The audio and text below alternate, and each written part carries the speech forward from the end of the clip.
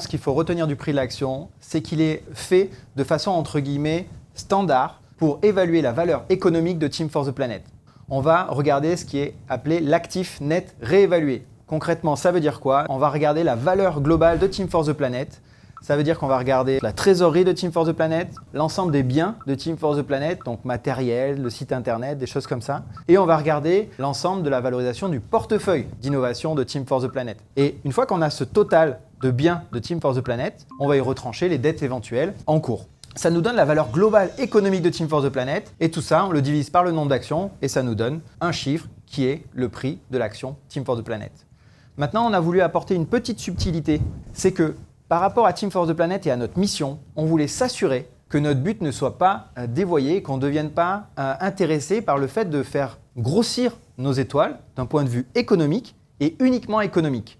Et donc, sur la petite case valeur actualisée des étoiles, sachez qu'en fait, chaque année, on va regarder la valeur économique de nos étoiles. Pour ça, soit il y a une opération financière, soit on va faire appel à un auditeur externe spécialisé pour nous faire un rapport de valorisation. Et cette valorisation, on va la challenger par rapport à un niveau d'atteinte d'objectifs en matière d'impact.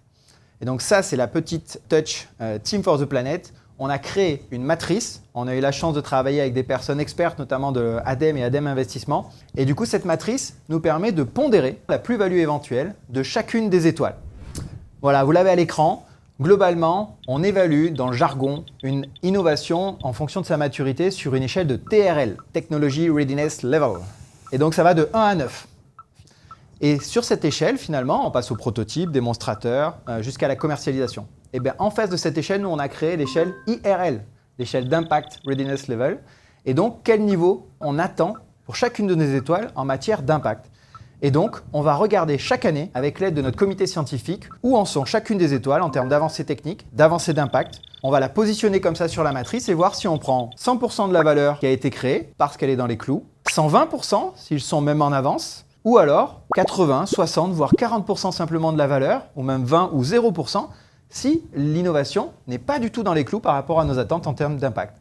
En d'autres termes, on va prendre en compte la valeur économique de Team for the Planet, mais pour chacune de ces étoiles, on ne prendra la plus-value financière si et seulement si les critères d'impact sont bien respectés.